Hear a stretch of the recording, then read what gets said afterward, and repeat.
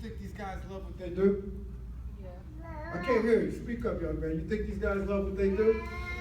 If you love what you do, you love waking up in the morning, you love going to school, you got that new outfit on, you got the new J's, and you're going to kill them, and you lay it out, you got your jeans and your shirt. You look forward to the day. You love what you do, but you feel that you love to do what sort of drives you. So if this is your job, in essence, if you find your passion, you never work a day in your life. Think about that. You want to provide. Imagine if you could provide and do what you want. In some sort of ways, my life, I've been able to do that, but it wasn't easy. I'm not the perfect cat. You see that? I smoke weed, I sold weed, I've done it all. I've been on both sides of the track, right? I moved back from the IE after 6th grade, 79, went to Willowbrook Junior High School in Compton. Sherman hit. Hip-hop had just sort of hit. And all of a sudden, I couldn't wear my Pirates or my Phillies hat because that associated with being a Pyro. In 1 year. So I went from the IE 6th grade, I moved into Willowbrook, so the 7th grade, and everything had flipped on me. My cousins was like, what you doing, dude? In 1 year. But I got lucky because I followed my passion. What is passion? We don't need a definition. It's sort of up there. What you think passion is, homie? I'm going to y'all. Y'all gonna talk to me. What's passion? What's your favorite drink? What's your favorite drink? Coke? Coke? So when Mom brings home that Coke, you excited, right? How about over here? What's your favorite dish? What's your favorite brand? Limited? Abercrombie and Fitch? Anything new? Everybody loves busting tags. Everybody has a passion, so sort of deal, but if you find it in your work, it's something you love to do, and we sort of combine it, that's crazy. I want to show you how I took my passion, which wasn't a job, but was actually an activity, and how it led into my job and work and sort of all of that. The first thing I want to talk about is, you see the two gentlemen on the upper left, that's my two uncles, both of them named Reggie. One from the mother's side of the family, other from my father's side of the family. Both murdered. One on Western and 57th going to rehab. He got stabbed at Locke High School, lost a kidney, started smoking the crack, sort of the first era. Trying to go to rehab and got caught up in crossfire. Other uncle far left, light-skinned OG, went to Centennial way back in the day, older than my mother, got killed within his house over by Pyru Street on the east side. But these were my inspirations. They're the ones that gave me the dog and taught me how to lift weights. Gave me the passion. One of the people that sort of gave me the passion for football, another cat was Vince Wood that went to Vernon today. I seen this kid, my mother signed me up for football as a mascot. I was 5 years old, was not old enough to play. She signed me up because she wanted me to be around some male figures because her and my mother had got a divorce and she wasn't around and he wasn't around. Through being a mascot, not being able to play from 5 to 8, I was dying to play. So when my mother took me to Linwood Park when I was 8 to sign me up for football, my life changed. I recently just wrote an article on how football changed my life. Because I got to participate. This went on to me moving into IE and serving as a bridge when I'm in this predominantly white community. I had some skills. It served as my currency, so to bridge the gap between the two. I had the disappointment of not getting a scholarship out of high school and had to go to junior college.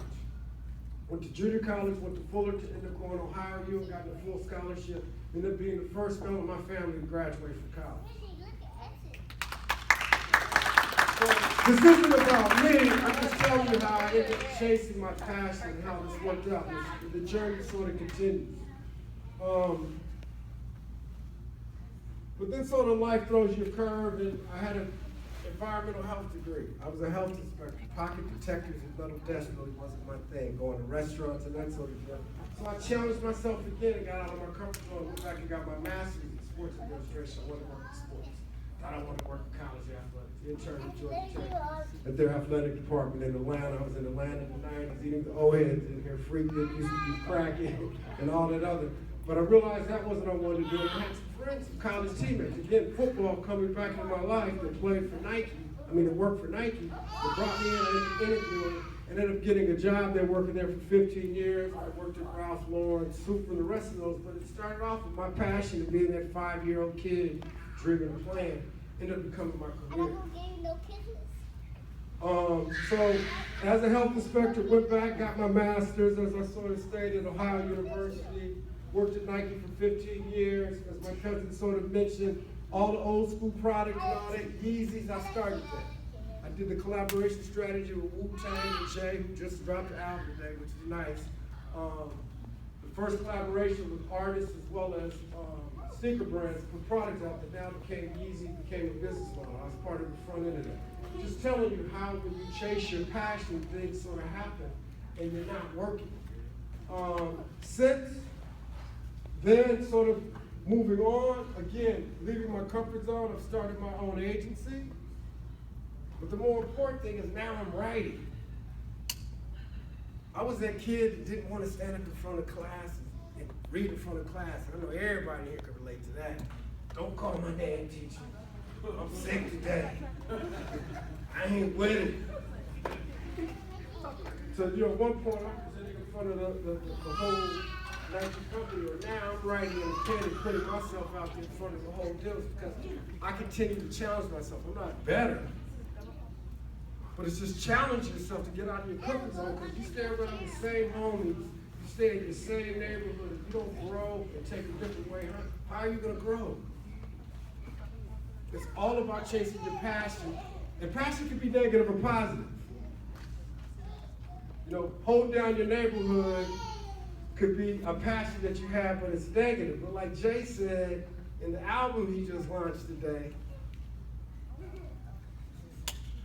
how are you willing to die? In essence, how are you willing to die for a neighborhood that your parents are renting? Think about it. How you gonna die for your neighborhood that your mama's renting? Not even you, your mama's renting. That don't add up. That ain't the positive way to take that passion. Take that passion and get on a team and build a business. Be a teacher and give back. Coach. Design a line. Don't let your dreams limit you. We can do things. They try to project in the media that we're this negative beast. And we can't do it. We can't do that. There's people could be a president. Now I don't know what we got with 45, but we had a president. Like anything is possible. Odds are nothing but a number. Don't let anybody put you in a box. Because they put you in a box and this is what you are in essence, that means you're dead. That's what I tell them at work. Don't put me in a box. Don't lock me in there. So this sort of moving on. So the kid who didn't want to read in front of class is writing. Also have an underwear line called Dirty Draws. Don't laugh. But what I'm saying is that you can follow your dreams, your passion, make the world better, be able to address things. Because it's all fine down to find what your positive passion is and chasing that relentlessly. The same way the dope man is trying to sling that rock, you could be slinging draws. Same way you talking madness on the corner, you could be kicking lyrics or writing articles or doing other things. When I first started working at Nike, I was petrified in that I'm educated, but I have the ability, I may talk a little Queen's English, but I blend it with my own jargon. I went up and took a product manager job. I was on campus. I'm thinking, dang, I hope they accept me. But parallel to this, ESPN had just started taking off.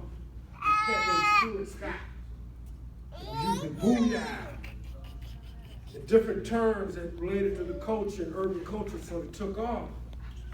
And I was accepted. But my point is that when you live in, again, I'm not a preacher, but when you live in faith, things just kind of work out. If you're positively chasing your passion, things work out. But you gotta figure what that is, and if your homeboy wants to make cupcakes, but you want to do landscaping, y'all got to split off so you can get it to get out of your comfort zone. You're not going to do everything together. You grow up together, but you grow away from each other.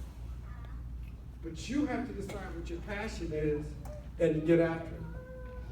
So sort of in closing, in essence, The three things that I want to, hand as relates to my journey. I went around life is passion. You can't do anything with passion. You have to sort of be able to chase that, identify it, do it in a relentless way.